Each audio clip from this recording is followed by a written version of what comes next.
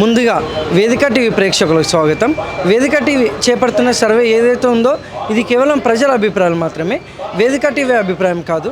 నిజాన్ని నిర్భయంగా ప్రజలతో మాట్లాడి చర్చించడానికి వేదిక టీవీ ఎల్లప్పుడూ కృషి చేస్తుంది. ఇందులో భాగంగా ఈరోజు సూర్యాపేట జిల్లాకు రావడం జరిగింది. మరి ఈ సూర్యాపేటలో ఉన్నటువంటి కొత్త బస్ స్టాండ్కి చాలా గ్రామాల నుంచి ప్రజలు నేరేడుచెర్ల, మిర్యాలగూడ, కోదాడ, ఖమ్మం, తుంగతుర్తి, తొర్రూరు, హన్మకొండ, మహబూబాబాద్ నుంచి ప్రజలు ఇక్కడికి రాకపోకలు సాగిస్తుంటారు.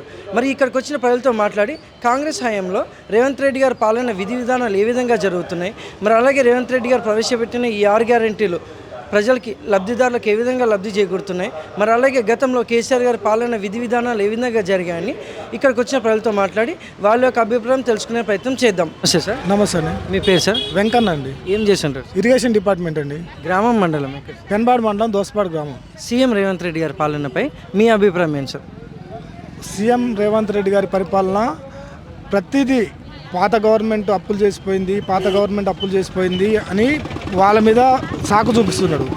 ఉద్యోగస్తులకు మాకు రావాల్సిన గతంలో మేము ఏదన్నా ఒక ఫెస్టివల్ అడ్వాన్స్ లాంటిది పెట్టిన వెంటనే మాకు శాంక్షన్ అయ్యేది. ప్రస్తుతం ఇప్పుడు లాస్ట్ ఇయర్ పెట్టిన బిల్లులకే మోక్షం లేదు. మేము ఏదైనా అంటే ఫస్ట్ తారీఖు జీతం ఇస్తున్నాం కదా, మీరు అక్కడి వరకు సంతోషపడండి అన్నట్టుగా చెప్తున్నారు.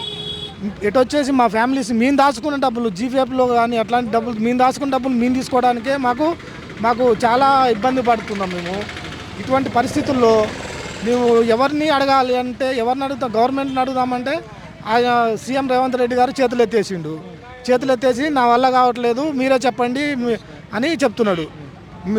మేము చెప్పేది అనుకుంటే ఆయన సీట్లో కూర్చొని ఫైనాన్స్ నుంచి ఆయన అప్రూవల్ తీసుకొని ఎవరిని ఏం చేయాలనేది ఆయన ఒక పెద్దరికంగా వ్యవహరించి ఆయన ఏం చేయాలనేది ఆయన ఆలోచించి చెప్పాలి. మీరు ఆయన మాట్లాడడం ఎట్లుందంటే నన్ను చంపుతారా, నన్ను కోసుకొని తింటారా అన్న విధంగా మాట్లాడుతున్నాడు. అట్లా కాకుండా ఉద్యోగస్తుల సమస్యలు ఏవేవి ఉన్నాయో పెండింగ్ డిఏలు వెంటనే రిలీజ్ చేసి మేము పెట్టుకున్న బిల్స్ అడ్వాన్స్లు ఏమవుతున్నాయో అవన్నీ చెల్లిస్తే గవర్నమెంట్కి మంచి పేరు వస్తుంది. మేము ప్రజలకు సేవ చేయడానికి మేము ముందుకు వచ్చి మేము 5 గంటల వరకు చేసే డ్యూటీ 8 గంటల వరకు చేయమన్నా మేము చేయడానికి సిద్ధంగా ఉన్నాం. ఆ విధంగా చేస్తే గవర్నమెంట్కి మంచి పేరు వస్తుంది. షాదీ ముబారక్ కానీ అన్ని చేయాల్సింది మేము ఎంప్లాయీసే. కాబట్టి మాకు సీఎం రేవంత్ రెడ్డి గారు మమ్మల్ని ఎంప్లాయీస్ని గుర్తుపెట్టుకొని మరి మాకు ఉన్న పెండింగ్ బిల్స్ మొత్తం క్లియర్ చేసి ఇవ్వాల్సిన డిఏలు పిఆర్సీ ఐఆర్ రిలీజ్ చేసి పిఆర్సీ క్లియర్ మాకు ఫిట్మెంట్ ఇస్తే మేము ఇంకా హుషారుగా పనిచేయడానికి ఇంకా సిద్ధంగా ఉన్నామని చెప్తున్నాం. మరి గతంలో కేసీఆర్ గారి పాలనపై మీ అభిప్రాయం ఏంటి సార్? గతంలో కేసీఆర్ గారు పథకాల కోసమని అవని మాకు ఏది ఏమైనా మాకు కొంచెం లేట్ అయినా కూడా మాకు బిల్స్ వచ్చేవి, కొంచెం వెనక ముందో వచ్చేటి కానీ మాకు ప్రస్తుత గవర్నమెంట్లో ఇప్పుడు వచ్చే పరిస్థితి లేదు. ఏది ఏమన్నంటే వాళ్ళు అప్పులు చేసిపోయారు, అప్పులు కట్టడానికే నాకు సమయం సరిపోవట్లేదు, నాకు డబ్బులు అందట్లేదు. 18,500 కోట్లు వస్తుంది. ఆ 18,500 కోట్లకి ఇంకా మేము ఆ వడ్డీలు అవన్నీ కట్టడానికే మాకు చాలా భారం పడుతుందని చెప్తున్నాడు సార్. మరి కేసీఆర్ గారు గవర్నమెంట్లో వెనక ముందు వచ్చినా కూడా కొంతవరకు మేర ఉండేది. మరి తను ఎట్లా చెప్తుండంటే చేతులు ఎత్తేసి నాకేం సంబంధం లేదు మీరే చెప్పండి అనే విధంగా చెప్తున్నాడు. ఈ విధంగా చెప్తే గవర్నమెంట్ మీద వ్యతిరేకత రావడం మాత్రం వస్తుంది. వాళ్ళు ఇప్పటికైనా గతాన్ని ఫైనాన్స్ నుంచి ఎంత బడ్జెట్ వస్తుంది, వీళ్ళకి ఏమేం కావాలని అవసరాలు తీరిస్తే ఇప్పుడున్న గవర్నమెంట్కి మంచి పేరు వస్తుంది. మీ ఎంప్లాయీస్ కూడా సహకరించి ఇంకొక 1-2 గంటలు ఎక్స్ట్రా డ్యూటీ చేయడానికి మేము సిద్ధంగా ఉన్నాం. పాత గవర్నమెంట్ వాళ్ళు చేసిన దానికి లేట్ అయినా కూడా కొంచెం పర్వాలేదు. ఇతనేమో ఒకటేసారి నాకు ఏం చేత కాదు, మీరే చేతులు ఎత్తేస్తుండే ఆయన. అట్లా ఆ విధంగా ఉండకూడదు.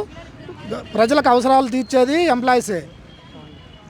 ఆ విధంగా ప్రజల అవసరాలు తీర్చేది మేము సిద్ధంగా ఉన్నాం అన్నిటికీ. ఆ విధంగా గవర్నమెంట్ మాకు సపోర్ట్ చేస్తే మేము కూడా గవర్నమెంట్కి సపోర్ట్ చేస్తాం. Thank you sir. ఓకే. నమస్తే సార్. హలో, మీ పేరు సార్? పుల్లారెడ్డి. ఏం చేస్తుంటారు సార్? వ్యవసాయం. గ్రామం మండలం? పెన్బాడ్ మండలం, గ్రామం చీరాల. సీఎం రేవంత్ రెడ్డి గారి పాలనపై మీ అభిప్రాయం ఏంటి సార్? ఇంకా పాలన అంతా ఒక రకంగా లేదండి, ఏది పూర్తిగా చేయట్లేదు, అన్నీ అర్ధ చేసుకుంటుంటుండు.